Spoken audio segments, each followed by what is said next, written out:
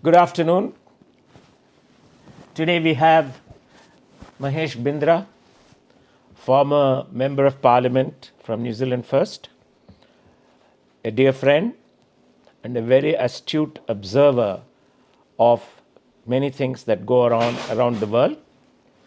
But today we thought we would discuss one of the most interesting and exciting topics, that's the Indian elections. India goes to polls in 7 phases from April 19th to June 1. 968.7 million people will vote, are eligible to vote in the coming elections, which makes it the largest electoral exercise in the world. By sheer numbers, there will be 15 million security people employed, which is 3 times the population of New Zealand, to oversee the elections in India. India is an example of shining democracy. There are lots of issues that one can discuss. So we welcome you, Mahesh. I always call you my Thambi, my younger brother, because that's the respect and love we have for you. Welcome to Indian Newslink podcast. Good afternoon, Venkatji. You have always been kind to me, and thank you very much for the invitation to come and meet you and Jacob here. I'm really pleased that I could make it, and I'll be able to spend some meaningful time with both of you and answer a few questions that you may have. Thank you. Mahesh, as we know, the first phase of the elections begins on the 19th of April. Tamil Nadu will be one of the states that goes into election where there's a lot of focus that is being put. BJP, the ruling Bharatiya Janata Party, which currently has around 323 seats in the 584 Assembly in Lok Sabha, along with the NDA, the National Democratic Alliance. They say that the projection is that BJP on its own will win around 400 seats. This is what both Prime Minister Narendra Modi as well as the Home Minister Amit Shah, the former president of BJP, has said. 400 for BJP and 400 plus for the NDA. What is your take as a person who observes Indian politics as well as you observe the New Zealand politics? What is your take on the scene? Venkatji, as you said, that I have some close friends within the Indian parliamentary system and the Indian business world. Right. So I think the target set up by BJP for BJP is 370 seats for themselves and 400 plus with the NDA included. Right. That's my understanding, Right. but I could be wrong. Yeah. It is a very ambitious target, but BJP this time appears to be geared up to meet those targets. Mahesh, it seems to be very obvious that BJP will return to power for the 3rd term, and Narendra Modi will set a record for being the 3rd time Prime Minister, set earlier only by Jawaharlal Nehru. That seems to be almost certain from what we hear. But there are lots of other things that seem to be going on in India at the moment. One, the continued raids by the Enforcement Directorate or ED on political parties, the arrest of Arvind Kejriwal, the Chief Minister of Delhi, and the prosecution that is going against him. I'll come one by one to each of those. And thirdly, the Electoral Bonds issue. Do you think, as a democracy, India can afford to have such developments happen before the election, where opposition parties are almost being muted with these raids? Congress says that all its assets have been frozen. They don't have money to spend on election. Kejriwal will not be allowed to campaign outside. So what is your take on this scenario? Yes, Indian democracy is the largest in size and very, very potent, I would say. Um, Very real democracy.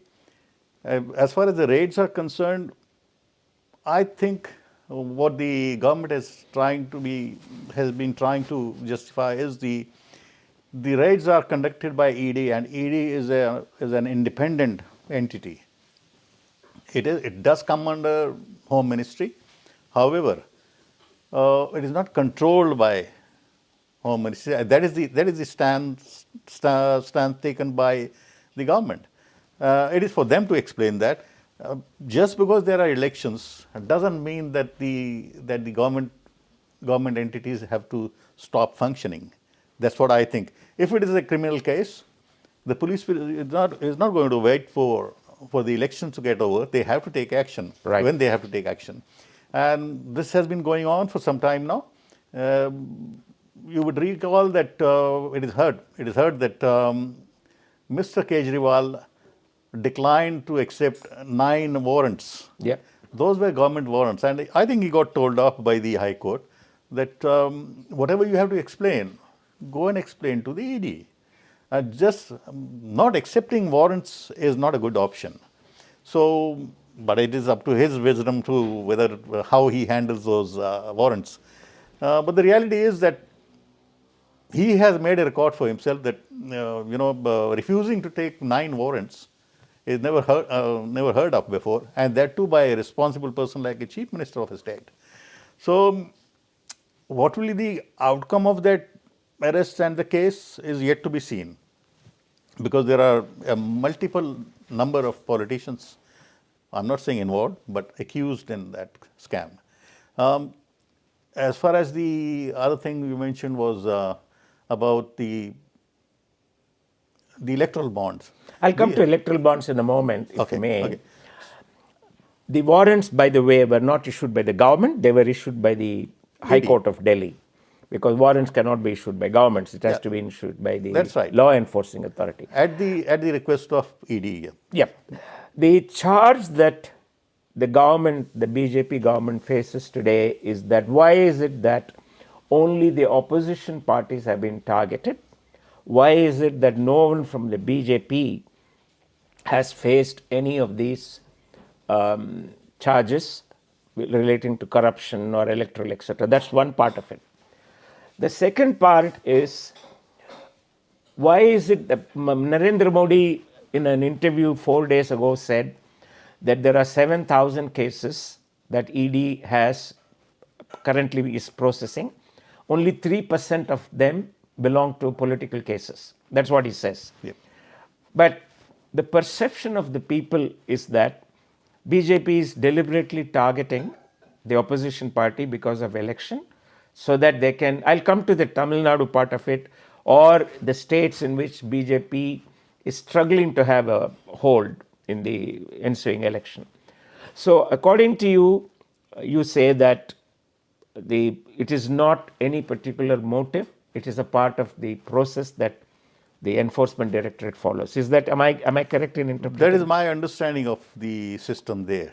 But ED today is, I think it is an independent. What authority. happens, Mahesh, in this case is, this is what the fear of many of the Indian community people who here in New Zealand is that, is India moving towards a one-party democracy? Are we moving towards an election which is very similar to Bangladesh, where there is no opposition party? I hope not. I hope not, because I am a worshipper of democracy and democratic values. So no party, I mean, no party should be allowed to function like that. But then there are courts for those who think that only BJP people are being kept aside, and only the opposition are being targeted. For that, there are courts in the country, and the courts are very, very independent in India, as you would know. That I agree with you, that the courts are independent. So which takes me to the electoral bonds issue. Now the Supreme Court of India has declared that the electoral bonds are invalid. And the person who implemented the bonds, Mr. Garg, who is now retired, he was the secretary of the economics affairs of the finance ministry when the bonds were implemented in 2017. He has said it is not correct. And the husband of the finance minister has even declared that it is the worst fraud he has come across in the Indian politics. So, when we look at all this, we have not seen any possible or acceptable explanation from the BJP about the electoral bonds, the way it has been implemented, the kind of people who have donated money, which is almost 1.75 billion US dollars, of which about 53% has gone to the BJP. The last speech I heard of the Indian Home Minister, he had said that BJP got only 1,600 crores, TMC got about 4,200, and a party in the south got about 2,700 per capita. Per capita, BJP got the least amount of per capita, as in the number of MPs in the parliament, Yeah. as against the donations. Per capita, BJP got the least of all donations. That's what he explained. But that's not for me to explain. No, but anyway, as far as the figures that have been released, is that BJP is a majority recipient of the electoral bonds thing. Be as it may, because that is an issue which might perhaps come up a little later. But do you sincerely think, where is India leading as far as democracy is concerned? I think India has a robust democracy.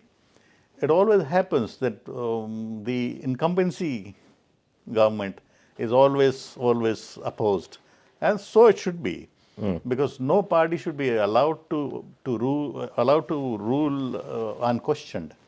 So questioning the ruling party is always a good thing for the democracy. Now, you may question the government, you may question you may question the party, but you cannot say that because we are being targeted or because the ED is raiding the opposition, Right. the democracy is weaker. It's not. The democracy is still strong. It's just that those who are being raided or who are being targeted by ED may think that they are being victimized. If BJP people are not involved in these scams, why would they be targeted? Why would they be raided? Right. There was one question, Mahesh. I take what you say about the democracy part of it. A lot of people who are eligible to vote, non-resident Indians, you and I are not in that category. No. Non-resident Indians meaning people holding Indian nationality, who they can only vote if they happen to be in the constituency on the day of the election. A question was asked to Foreign Minister, External Affairs Minister Jaishankar in Malaysia 4 or 5 days ago. Why not allow NRIs to vote in the place where they are? And he explained that it's not that easy because India follows electronic system and the dates are different, time zones are different. It's very difficult. So, what is your message to the NRIs in New Zealand who are eligible to vote? Look, I'm nobody to give a message to NRI Indians because I am an NRI, but I'm not an Indian citizen anymore. You're not an NRI. You're a person of Indian origin, like me. I'm a person of Indian origin. Yes. So if they are keen to vote, if they are still eligible to vote and they are keen to vote, then they should make a trip to India and vote there. Yeah. Okay. How do you see what, according to you, is the general feeling among the Indian community in New Zealand? When I mean Indian community, people from India, how do they perceive the coming elections? I'll talk about myself first. Yeah. I'll speak for myself first. I have been going back to India earlier every year or a couple of years, but in between 2016 and 2020, when we were building the brewing business there, I traveled almost 3 times a year. So every time I go back to India, there is some improvement in infrastructure, some improvement in people's level of happiness, Right. some improvement in people's affordability. Yeah. You would see today the maid servant coming to people's homes to work. Yeah. They carry smartphones. And So perhaps drive their own cars. and, well, our maid comes on a scooty. Okay. So so there is an extra cash there. Um, Affordability has gone up. People are living cleaner lives now. That's what is my observation, but people may differ from me.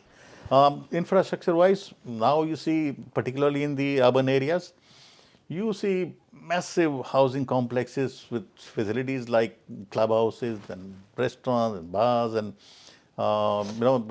swimming pools, which was not heard of earlier.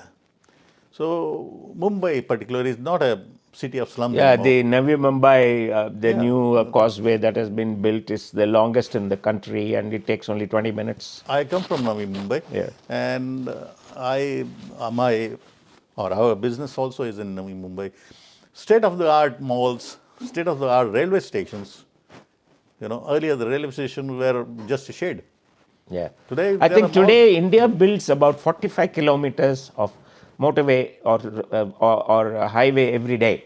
I mean, it's a record. I've heard 35 kilometers a day. Yeah, it's something phenomenal. Yeah. Yeah. Last question to you, Mahesh, is that you're an entrepreneur. You have established businesses in India recent times.